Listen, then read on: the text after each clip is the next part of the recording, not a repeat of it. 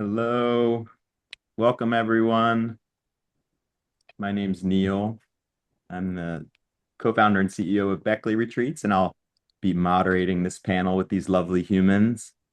If you care to put in the chat what made you show up today, what you're looking for.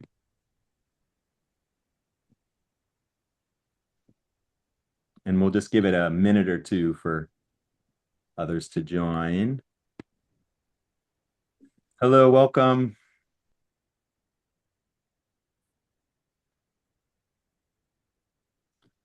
And we're just asking for people that just got on, if they care to put in the chat what you're showing up for, what you're looking for in this talk. And again, my name's Neil Markey. I'm the CEO and co-founder of Beckley Retreats and also a military veteran, and I'll be moderating this panel with this lovely group of humans, collaborators and friends and other former veterans. So this is a sweet one, a special one for me personally.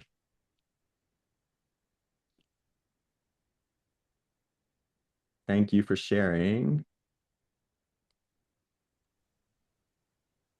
Looks like some veterans. Great. Yeah, and we just had a few more people join. We've got quite a big group today. If you care to put in the chat what brought you to today's session. Again, my name's Neil Markey. I'll be hosting the panel today with some friends and collaborators and some other military veterans. All right, so we're a couple minutes in, so we can get going. This one is a special one for me personally, having been a veteran and experiencing this myself, and also personally knowing this panel and having so much respect and care for the people that you're going to get to hear from today. So thank you all for joining. We are recording, if that is okay for everyone. And after this session, we'll send out the recording and we'll send out some good resources so that you have all of those. And we're going to talk about some pretty real things today in these sessions. So just, take care of yourself. And if you need to leave the session, if you're feeling triggered, like please do so. But we're going to kind of get into some real topics today. And I'd like to start by introducing the panel. So Crystal Romero is a retired Army National Guard Master Sergeant and veteran advocate whose experience with moral injury came not from combat, but from institutional betrayal and the loss of identity that followed. After a decade of treatment that never touched the root of the wound, she eventually found healing through community, meaning-making, and psychedelic-assisted work. Her story reflects a form of moral injury that is often left out of the conversation, and she now speaks openly about the impact of systemic harm, the limits of traditional treatment, and the role of relational healing and recovery. Thank you for joining us. And then we have Ryan Roberts, is a complexity practitioner, a Marine Corps veteran, and founder of The Journey Home, focusing on moral injury as a relational wound to identify meaning rather than a clinical disorder. He founded The Journey Home to help veterans rebuild purpose and belonging through their community, bridging research and lived experience to advocate for meaning-centered models of restoration. And then we have Abi. Thank you, Abi. Abi is a 25-year military veteran who served with the State Department, intelligence and special operations communities. She witnessed firsthand the profound toll of moral injury and experienced her own moral distress while navigating roles that conflicted with her inner compass. Now a PhD student researcher, she studies moral injury and the roles of psychedelic-assisted healing and the self and relational compassion, while creating spaces for compassionate witnessing and its power to restore and heal. Thank you all. This is quite a special panel. We were also supposed to be joined today by Dr. Lynette Averill. Unfortunately, she had a medical emergency, so we're sending her some care. But we also felt it was appropriate to kind of start the session off with some of her words of wisdom that she was going to share. So I will share those with you here.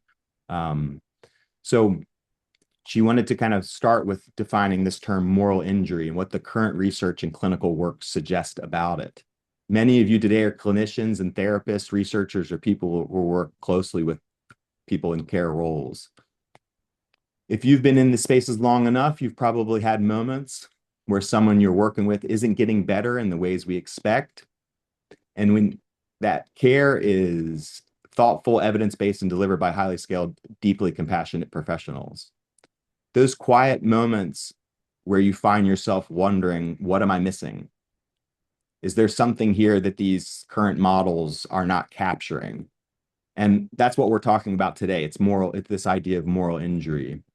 And when we use the term moral injury, we're referring to the distress that can arise when someone experiences, witnesses, participates in, or feels powerless to prevent something that violates deeply held moral beliefs or values. That might be something they did, that might be something they failed to do, it could be something that they observed, or something that was done to them, especially in the form of betrayal by individuals, institutions, or systems that they trusted. What's important to understand is that it isn't only psychological distress. It can also be existential, relational, and even spiritual in nature. It affects how someone understands themselves, how they see the world, and where they feel they belong to it. On the surface, moral injury can look a lot like depression, PTSD, grief, but it also doesn't respond in the same ways that we expect. And we'd like to say this clearly. It's not a failure of the clinicians at all. It's not a lack of effort. It's not a lack of empathy. In many cases, it just reflects the frameworks that we're using. In moral injury, it's just not the same as PTSD, even though in many ways it'll present the same. PTSD, it's primarily fear-based. It's about the nervous system learning that the world is dangerous and then staying in that state, hypervigilance, avoidance, re-experiencing. But with moral injury, the question isn't only, am I safe? It's who am I now after what I've done or what I've seen or what's been done to me? So instead of being only a wound of fear, moral injury is a wound of meaning, of identity and belonging. So from a research perspective, we're still in very early days of understanding this, and there isn't one, universally accepted definition. There's only a single gold standard screening tool. And there aren't many treatments that are specifically designed for moral injury, although, there's more coming online.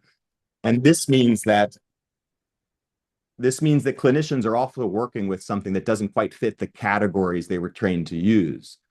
Most of our evidence-based treatments for PTSD, depression, and anxiety assume that the distress comes from distorted or maladaptive beliefs that can be identified, challenged, and then updated.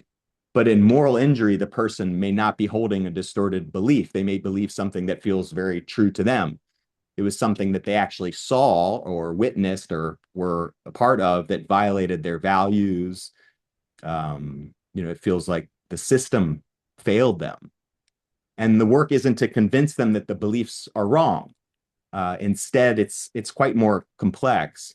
They have to hold these two truths at the same time, that something real and painful happened, something that maybe can't be undone, but they still need to find a way to live with that, connect with it, and move forward. So that's a very different type of treatment path than many of the other indications. Another really important piece of moral injury is also often relational. So it happens in a context of people, roles, systems, and trust, and it can disrupt a person's sense of meaning. So their ability to trust others, trust institutions, and sometimes even trust themselves, which means healing is relational too. Historically, many cultures understood this. People didn't go to war or go through this moral conflict alone. When they returned, they were expected to reintegrate. There were rituals, there were community support, there were elders, there were shared processes to help people make meaning of what they had experienced and find their way back into belonging. In many ways, we've lost all of those structures. And when that happens, people can end up feeling lost lost to connection, lost to themselves. They don't feel like they fit into these established systems. And this is one reason moral injury is increasingly being recognized an important factor in long-term suffering. And even in suicide risk, particularly in populations like veterans, healthcare workers, first responders, and other who carry these heavy burdens. So what we're doing today is kind of expanding the frame. We don't want to throw out the tools that we already have, but we want to recognize where they might be a little bit limited or not quite enough. And then we need to listen differently. We need to think differently. We need to respond differently. And with that foundation, I'd like to move into the lived experience portion of this conversation, because while research and the clinical language help us understand the concept, it's the stories that really show what moral injury is and how it's impacted real life. And with that, I'd like to turn it over to a dear friend of mine, Ryan, and for Ryan to share a bit about himself. Yeah, thank you, Neil, and thanks for everybody here in attendance. Creating this space is incredibly important, and having this conversation, there's no better time than now. But I'm just going to start with where this work comes from, because for me, the research and the personal experiences are inseparable in a multitude of ways. And I shared with you, Neil, and others on the panel that this week, for many of us, we recognize this week was the 23rd anniversary of the Iraq invasion. And for me, I was participating in the invasion, but during the invasion, I was part of the Battle of Al-Naziriyah. So it was actually during that battle that there was a very clear line drawn for me. And we hear this a lot in moral injury, right? There was Ryan before, and then there's a Ryan after. And those are two very different experiences of the world. And moral injury is what drew that line for me. So within 72 hours, I experienced multiple potentially moral injurious events. My unit had suffered the loss of 18 Marines. Many of those were due to a friendly fire incident. And my role was to go into those vehicles and recover the remains. In the moment, I thought to myself, this was it. This was the worst that I was going to possibly experience in war. The following day, my fire team was manning a checkpoint. A taxi cab sped through the first two layers of Constantine wire, and we opened fire. In the front were two military-age males with weapons. I felt like it was a good stop. But as we secured the back of the vehicle, I recognized that there were two young children in the car, about the ages of 4 and 6. I picked up the youngest boy that was nearest to me, and I recognized immediately, we can't help him here. So I rushed him to a medevac, started to apply what I could, and we headed off to the collection point. So I was alone in the back of this AAV, this armored vehicle, with a young boy as he passed. The next day, we were tasked with going building to building to building, collecting all of the civilian casualties. I was compelled to join the Marine Corps for the reason to protect the innocent. I followed the rules of engagement. Objectively, I did the right thing. But in doing the right thing, I violated the core value that got me to the battlefield. This goes back to that moral paradox that Lynette was alluding to in her statement. And it's important to understand core values because they articulate for us what's most important. And as we describe that event and these potentially moral injurious events that the panel has experienced, it violates, it transgresses those, sometimes in small ways and sometimes in very, very deep ways. And we need to imagine our values as the foundation for our identity and for our ability to make meaning. And that event had a very, very serious impact on that foundation for me. For some, it's significant enough for that event to set off an immediate meaning and identity crisis. But for others, and honestly, for most of what I've worked with in this population, it's actually a much slower process. It may just be a crack in the foundation, but that crack, when left unattended, unrecognized, the energy and the material that is associated with moral injury, we think of things like shame and guilt and grief and moral outrage. Those don't just go away on their own, right? Those just accumulate when they're unintegrated. And that creates a weight, that creates a pressure that bears down on that crack and that foundation. And we see a much slower, evolved degradation process. Values give rise to meaning. Meaning shapes purpose. Purpose informs identity, and identity enables authentic connection. Meaning isn't just having a reason to get up in the morning. It's the coherent story that makes your life feel morally and emotionally connected. It's what turns these disconnected experiences into a story that you actually recognize as your own. It allows you to integrate what happens, the good, the painful, the bad, the mundane, into some sense of coherence. When your values collapse, you lose the ability to create that story. And you don't stop living, right? That keeps happening. You don't stop having experiences. But somebody who has experienced a moral injury in this cascade effect has this feeling that none of it matters. Work happens, but it doesn't connect to purpose. Family moments happen, but they don't connect to joy. Obligations, they're met, but they don't connect to values and meaning. Everything becomes this disconnected series of episodes in a life that you feel like you're performing rather than living. Some call this ontological homelessness, this not feeling at home in your own body or your own existence. But it's more than displacement. It's like an existential loss of grounding, a sense that the world no longer is coherent and that you no longer belong in it. And without that ability to make meaning, everything downstream starts to collapse. Purpose feels arbitrary. Identity hides behind masks, and connection becomes impossible because you can't show up as anybody real when you're constantly changing out masks.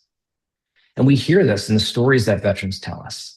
I don't recognize myself anymore. I don't know who I am. I know these experiences I'm having should matter, but I can't put meaning to it. I love my family, but I can't access my emotions. I want to make meaningful, authentic connections with my wife and children and my friends and my community, and I can't seem to make it. And when we look at it through a biomedical lens, what we see is pathology. And in truth, pathology exists. When you think about the event that I described, there is potential for post-traumatic stress, for mild traumatic brain injury, and a lot of these other signature wounds that we see. We end up with a complex co-occurring condition. And the trouble comes when one of those wounds goes unrecognized. That experience is what compelled me to start the Journey Home, which is a community-based moral restoration program that's focused on recovering core values, restoring meaning and purpose and connection, and integrating those unprocessed experiences into a coherent worldview that is capable of carrying that moral paradox of I violated my core values and I did the right thing. Now, how do I live with it? And later this spring, we'll bring the Journey Home into an academic environment for an early stage feasibility pilot that we'll talk about later. But I'll go ahead and pass it back.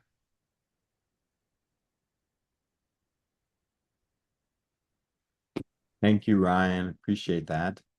Um, Another form of moral injury is this idea of kind of institutional betrayal. And I was wondering, Crystal, if you could tell us your story. Thank you, Neil. Thank you, Ryan.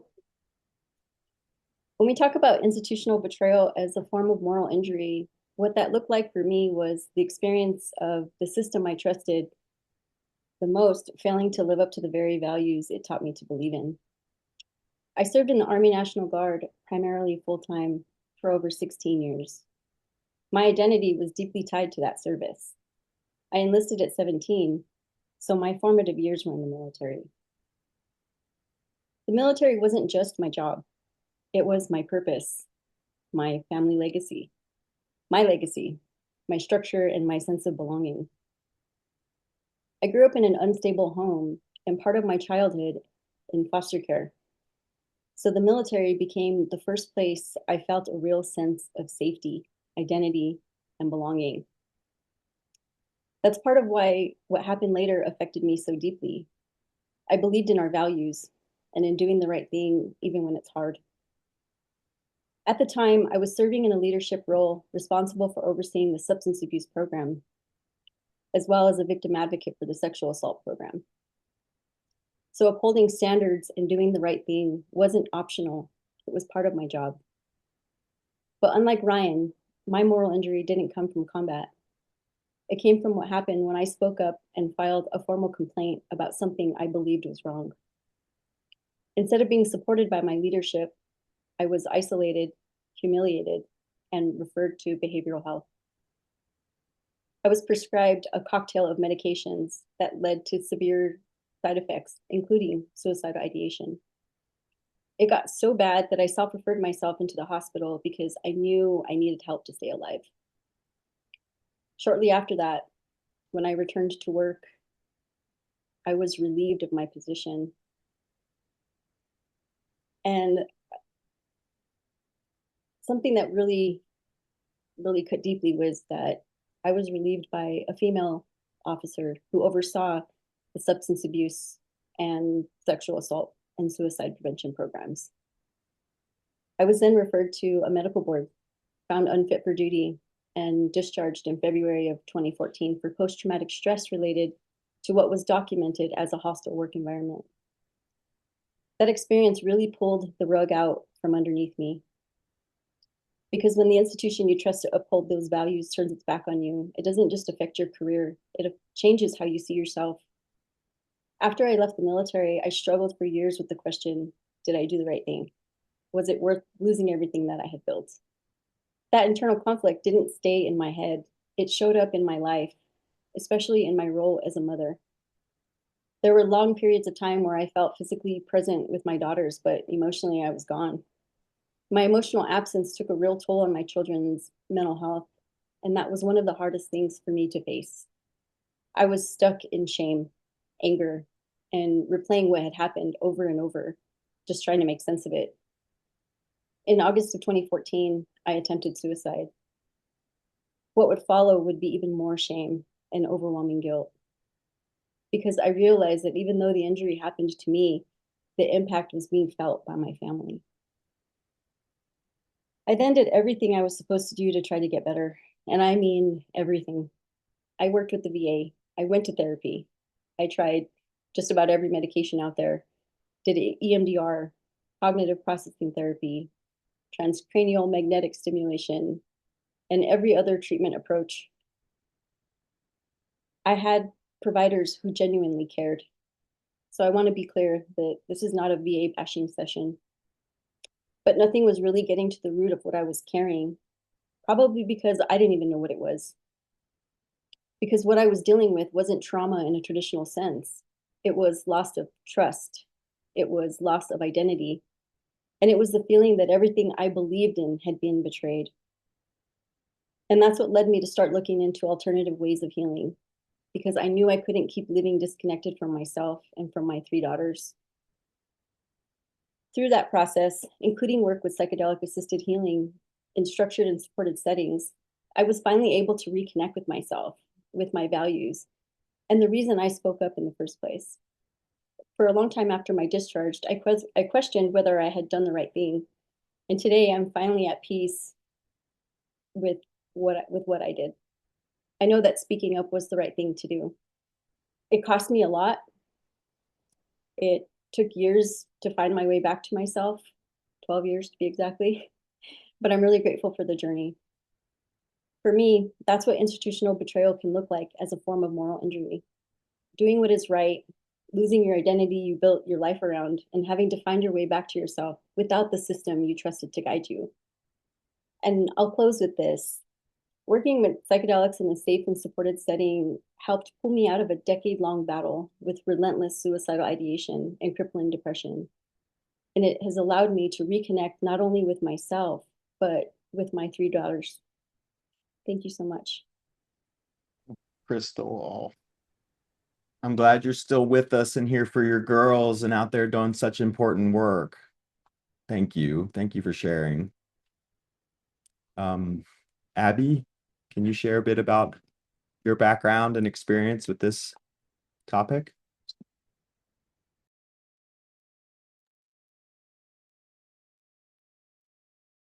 Abi, I think you're on mute. Sorry about that. Thank you.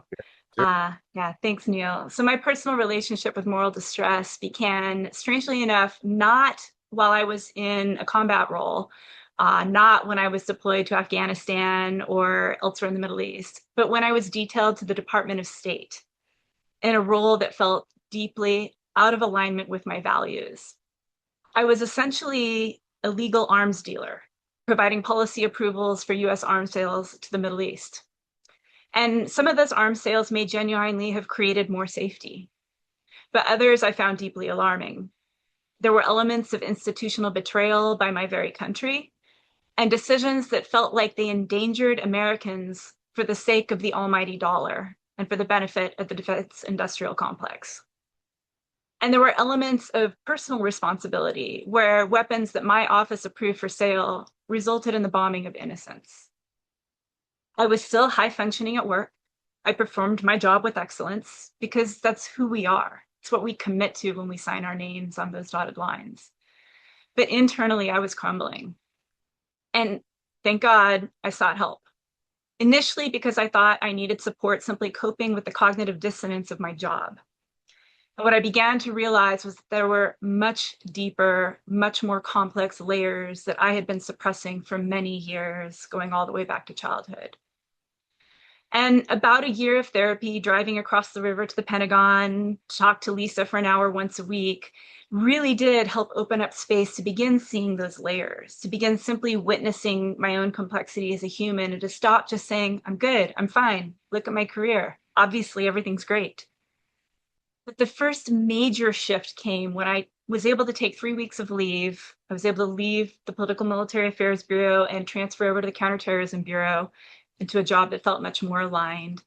And I was able to take 3 weeks of leave, headed to another country, to Bali, actually. And for the first time in my life, I experienced what it felt like to have a regulated nervous system after my first few days there. And during that time, I had a moment in a yoga nidra class where I experienced a deep surrender and an embodied connection to something greater. And my life fundamentally shifted in that moment.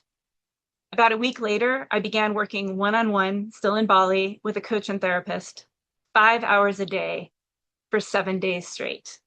My first experiences of energy work, EFT tapping, inner child therapy, ecstatic dance, indigenous healing ceremonies. And what became clear through that experience was that healing was not going to come from simply thinking differently or functioning better. It required relationship, embodiment, and the willingness to finally accept that I could not keep carrying everything alone. And that relationship, or that realization, is what initially led me toward coaching and into more relational spaces. My next major shift came the year I retired at a retreat where I first met Ryan. It was the year I also met Neil. And I was introduced to the psychedelic 5-MeO-DMT. And in that experience, I had my very first profound embodied experience of self-love. And for the first time in my life, I knew, not intellectually, but a full body Gnostic capital K knowing, that I was worthy of love, as was everyone and everything. And that love ultimately is all there is. And what mattered about that experience was not that it fixed anything. It revealed a possibility. And what followed was equally important, perhaps more important. I became part of a community of veterans who were integrating their experiences together. Many of them had come in struggling with suicidality, addiction, alcohol use disorders, and profound disconnection. And I witnessed them begin to live more whole, connected, and meaningful lives. And I was witnessed in return. And that combination, the glimpse of what was possible, that I am worthy of love, and the relational field that supported integration within community, became foundational for how I now understand healing. And that led me to pursue a PhD in transpersonal psychology at Sophia University in California, where I'm now studying moral injury alongside a certificate in psychedelic research. I'll also begin teaching later this year within the new veteran leadership concentration that I designed for veterans, first responders, and allies working within these populations. And I'll pause there, as I think there will be space as we continue to speak further about where my research has led. Thank you. Thank you, Abby. Really appreciate that. And thank you for mentioning community. I think it's a big component of how this needs to be approached differently. And we've also talked about how moral injury is different than PTSD, although sometimes has similar symptoms.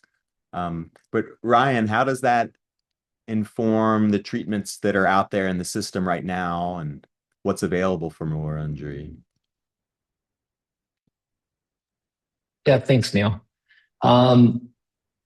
Yeah. So as far as community, it moves from being this thing of preference to being truly a structural necessity.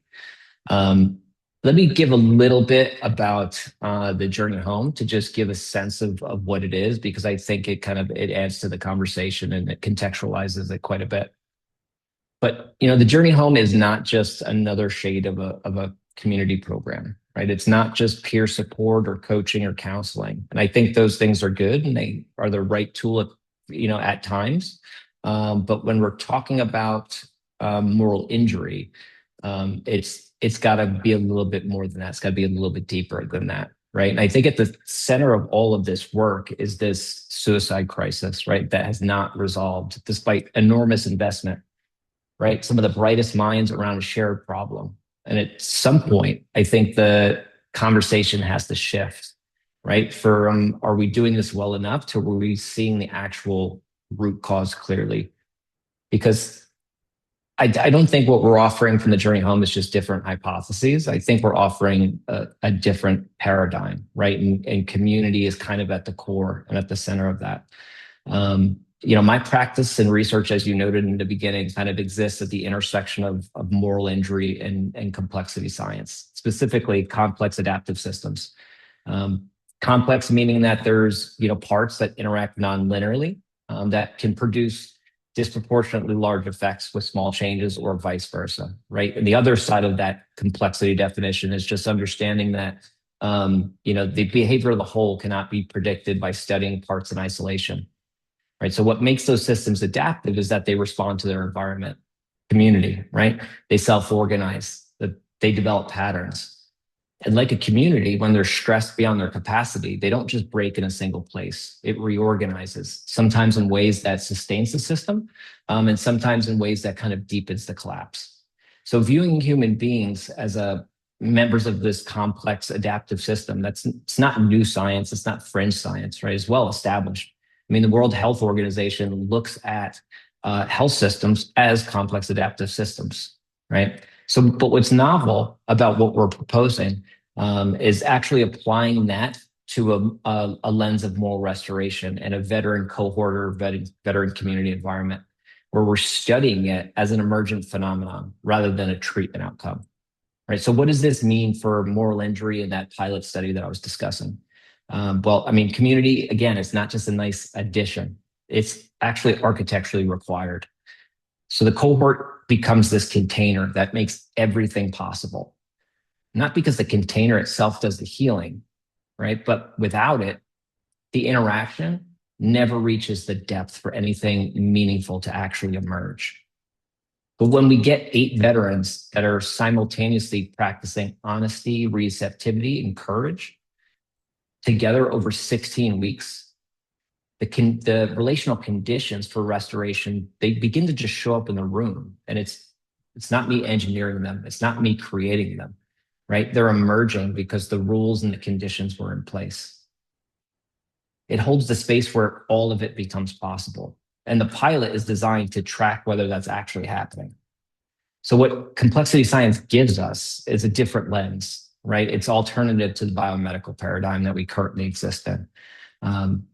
It actually, I think, is going to give something to the community that clinicians and veterans have always sensed, right? That when we have the right room, the right container with the right people, it produces something that no individual session can, and it makes it visible, right?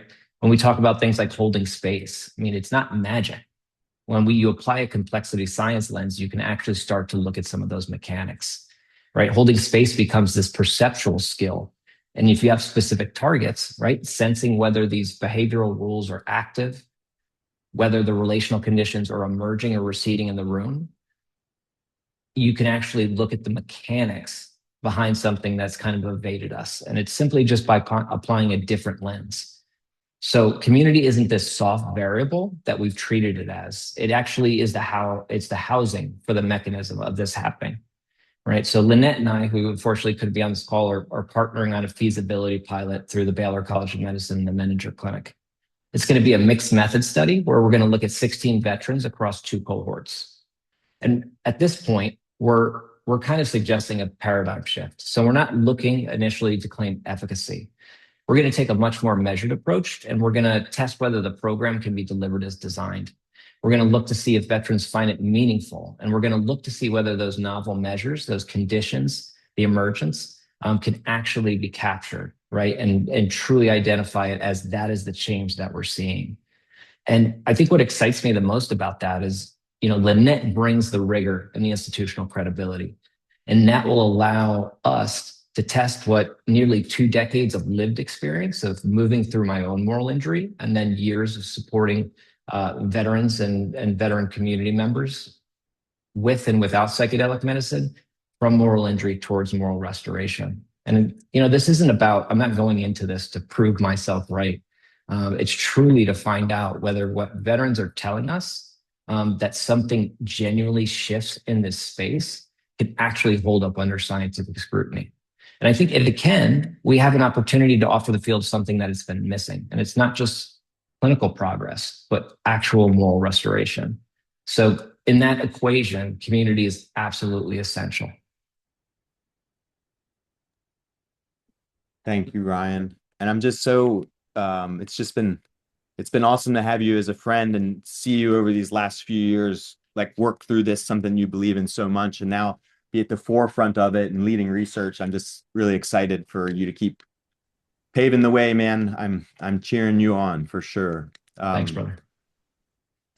Abi, we've talked about moral injury as something that affects meaning and identity and a person's sense of belonging. And you've worked closely with people that have been dealing with that and also had these psychedelic experiences. Can you tell us more about your work with those individuals? And is this something that, can really last? And how does the container or the thoughtfulness around the experience impact the individual's ability to process that? Yeah, absolutely. Thank you, Neil. So, as I've been working on my PhD and engaging with the literature, one of the most consistent things psychedelic and MDMA assisted therapies appear to do is shift how a person fundamentally relates to themselves. They loosen the grip of shame, self-criticism, avoidance, and numbing, which are highly present within those experiencing moral injury. And they open space for something more compassionate, space for self-compassion and compassion towards others, self-forgiveness, and potentially also forgiving systems and humans who have wronged or betrayed us, not to absolve them, but to stop carrying that weight. And self-compassion appears not to be a side effect of treatment, but as a likely mechanism of it. And one of the most interesting to me questions that follows is how self-compassion and relational compassion interact. Does feeling safer within oneself allow a person to open up more towards others? Or is the experience of being seen, accepted, and witnessed by others, is that what makes self-compassion possible in the first place? And I found some of this in my own research within a phenomenological study of 6 veterans who had worked with psychedelic medicines, which suggested that interconnection and relational compassion often functioned as a precursor or alternative pathway to self-compassion, particularly for participants for whom direct self-love remained really difficult to access. And more positive self-regard led to healthier boundaries and closer family connections. And my sense is that these are not separable processes, which brings me to what I now believe is most important when we talk about healing moral injury. And we are not only speaking within veteran populations, although as veterans, our work with veterans has definitely opened up the research areas when it comes to both psychedelics and moral injury. And that, of course, will expand to first responders, healthcare populations, and just your general human who's dealing with the complexities that come from moral injury. And yeah, so deep respect, I saw the comment from the person writing in from Minneapolis. And the thing is, what this brings me to is what I believe is most important when we're talking about healing moral injury. And it's, I do not believe that there is one single intervention that resolves it. As Ryan spoke to and is addressing with his study, moral injury is complex. Humans are complex. And as he shared, healing appears to happen through relationship, within the body, with trustworthy others. and within a broader field of belonging and connection, within an ecosystem, an ecology of relationship. And psychedelics can play a powerful role in this process. They are not the pathway, they're a pathway. They can create a liminal space. They can offer a glimpse of connection, self-forgiveness, or self-love that someone may not have previously had access to, as I personally experienced. But they are not the healing in themselves. The work is in integration. The work is in embodiment. The work is in relationship. And this aligns with something that we already know in psychology, which is that the quality of the therapeutic relationship is a much stronger predictor of outcomes than the specific modality being used. So from my perspective, it is not the clinician's role to fix the person or even to deliver the right intervention. It is to help create the conditions in which healing can emerge beyond a 1-hour session. And that requires us to shift away from thinking in terms of single variables, of diagnoses, or of protocols as sufficient solutions. Instead, it asks us to become more relational, more curious, more humble, and more comfortable working within complexity. It asks us to recognize that we are not healing anyone. We are creating space where people can begin to heal themselves, whether that is through therapy, through community, through relational, compassionate witnessing, through carefully supported psychedelic experiences, and ideally through a combination of many or all of these. And this is also why I developed the Veteran Leadership Concentration for Sophia University, to increase the community of non-clinical care that recognizes moral injury and other complex trauma, can build spaces of relationship, can build peer cohorts, as Ryan is doing in his study, and can understand how and when to refer, can advocate for the first responder and veteran populations and communities of carers that are working with them who also suffer their own secondary trauma. And so for me, the question is not what is the intervention that fixes moral injury. The question is, how do we expand the conditions under which healing becomes possible? How do we create ecosystems of care? Peer-led programs, integration and embodiment, more mechanisms to look at the whole person, not just a professional silo, a biopsychosocial spiritual paradigm.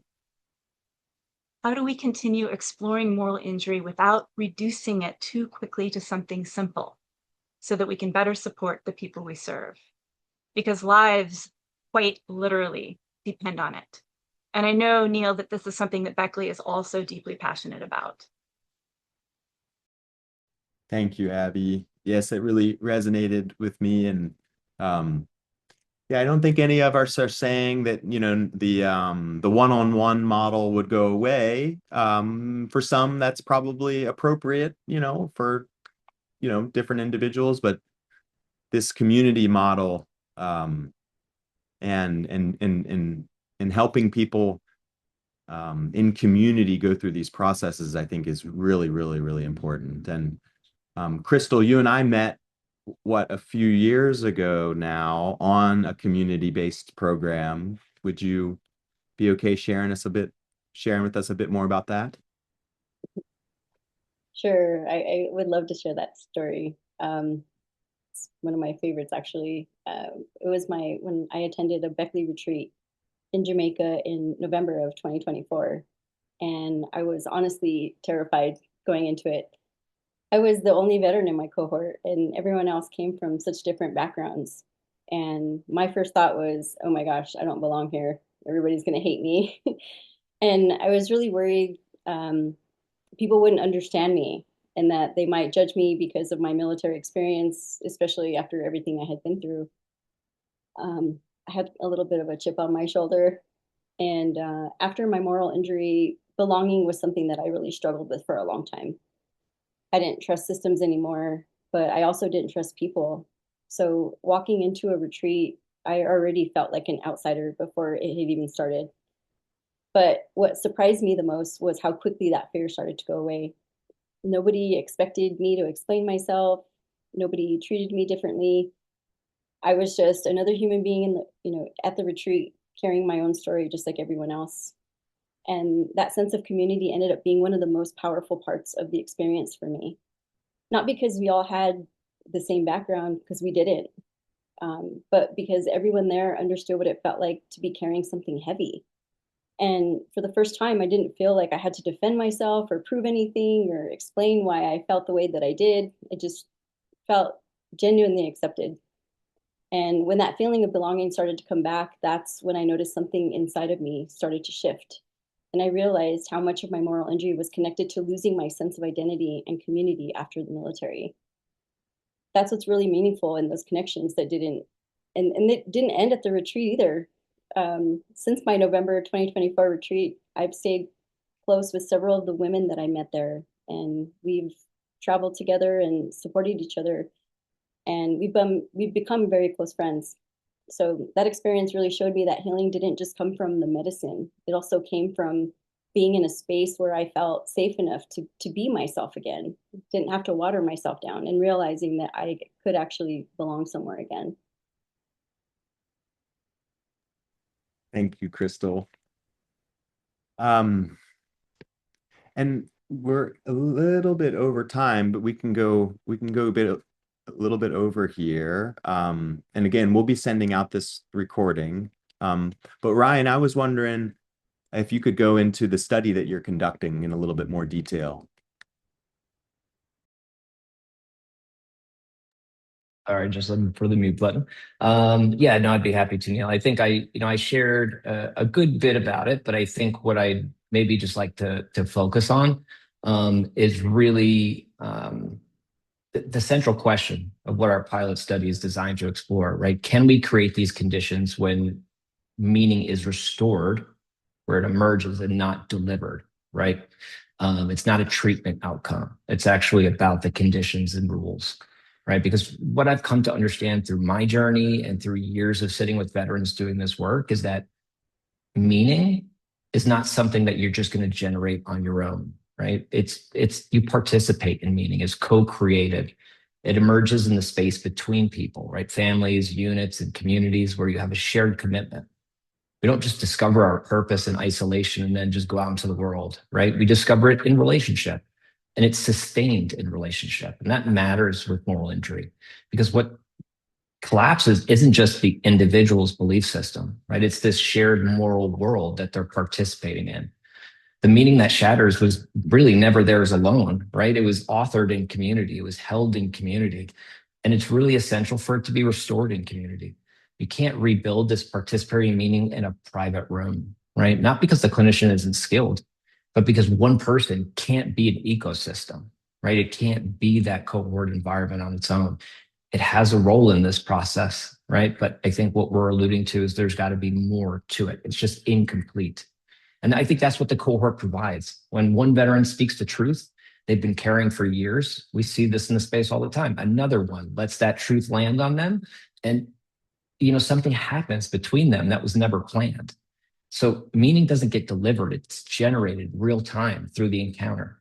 The veteran may believe like what I believed, right? I am what's wrong. It goes from this guilt to this shame that fuses with identity. And then over time, you can't even recognize yourself, right? But by not being met with a pathological lens, you're able to move through it in a community environment, and meaning can be kind of co-created.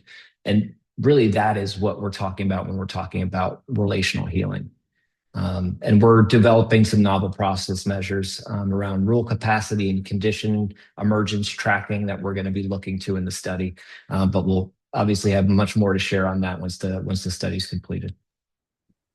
Thank you, Ryan. I wanted to just give some time to be able to do some Q&As here, a bunch of questions. I think we'll have to do another session, which is great. Let's see here. Do any of our panelists see a question that you'd love to?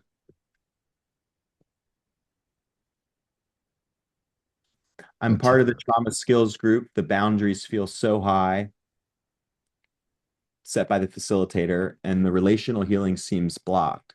How does your program deal with healthy boundaries and enmeshment risk among participants? Sorry, I'm just looking for that question so I can read it.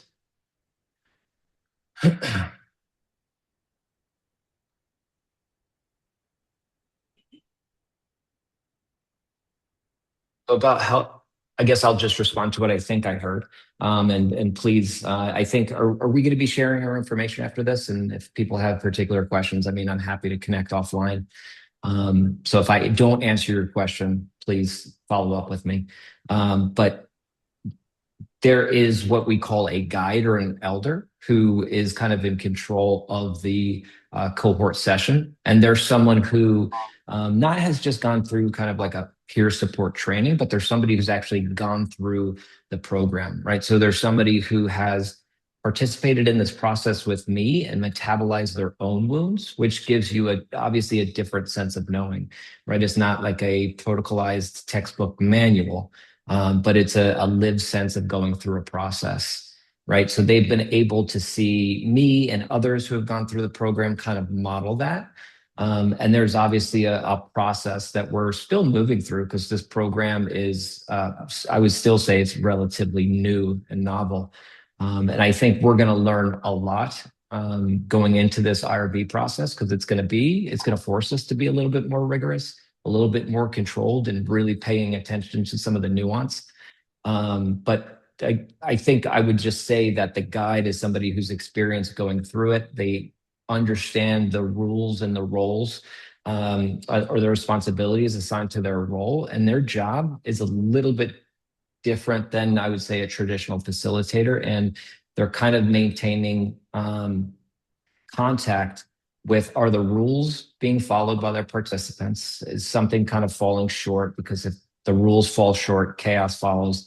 And are the conditions are they present or are they receding? So they're kind of playing the role of almost like an ecologist, where they're truly tapped into what's happening in the space between the people and in the room. And their job is really just to take care of that container and allow, again, the participants to kind of come in there for the moral safety to be present and for them to be able to kind of move through these, what can be very, very challenging conversations and not rush in to kind of save the person, maybe in a moment of challenge, allowing them to truly work through it and allowing the conditions within the room to allow what needs to emerge to emerge. And I think, again, when we go through the study and we're going to be tracking some of these novel measures, we'll see what the IRB comes back with on our proposal. But I feel pretty good about the way we have it structured. And I think we're going to be able to get a lot clearer answers to some of the more granular aspects of what I think you're asking for. Thank you, Ryan. And I did want to mention Beckley Retreats does have a therapist partner program. So we are really trying to help inform the industry of what moral injury is and, be at the forefront of being helpful to introduce people to new ways of thinking about this. So if you're interested in that program, we'll share some more information. And it just was put into the chat. You can click that link there. And do we have time for another question here? Do you guys see one that you'd like to grab? We did also have it popped in, Neil. Someone may have missed the beginning on differentiating moral injury and complex PTSD. I can take that if you'd like. That'd be great. Yeah, that'd be a good one to kind of wrap the session a little bit too. Sure. Yeah, and this is as Ryan spoke to at the beginning too, there is no single completely agreed upon definition of moral injury. So I'm speaking not from a this is what it is standpoint, but from a this is how I'm seeing it through my own lens and research.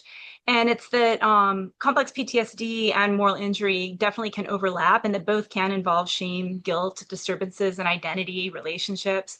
But the key difference is complex PTSD is understood to primarily be rooted in prolonged exposure to threat and dysregulation of the nervous system, whereas moral injury generally centers on a violation of one's core values or conscience, which often produces more existential distress about who one is rather than fear-based symptoms. And so moral injury is very internally directed, whereas PTSD and complex PTSD are generally more externally directed. And there's absolutely comorbidity between the two. For our non-clinical audience, that means you can have both, and one or the other can be more prevalent within your system and the way that you're interacting and living your life. And although it's never been specifically named, a lot of moral injury is also still being looked at as it's linked to one single PMIE, potentially morally injurious event. And I personally believe that moral injury can absolutely also be complex, meaning it's not necessarily tied to one incident. It can be multiple incidents. It can be multiple small betrayals that occur from childhood through adulthood. And so there's just so much more research to be done in this space. That's why I'm so excited. We have so many people interested in this topic that are showing up here.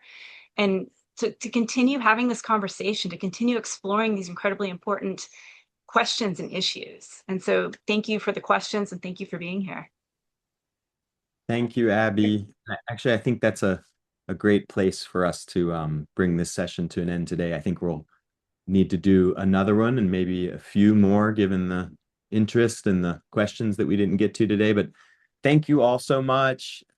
I'd heard many of your stories before, but it was really special to have this group together talking about something that I know you all have been through yourselves and also believe so passionately now in trying to help others go through. So it was really, really nice to have you all on today and to talk about something that's so important. Thank you all. And thank you everyone for showing up to listen, and we'll send out some more information, including the recording and other ways to be in touch and learn more about this important topic.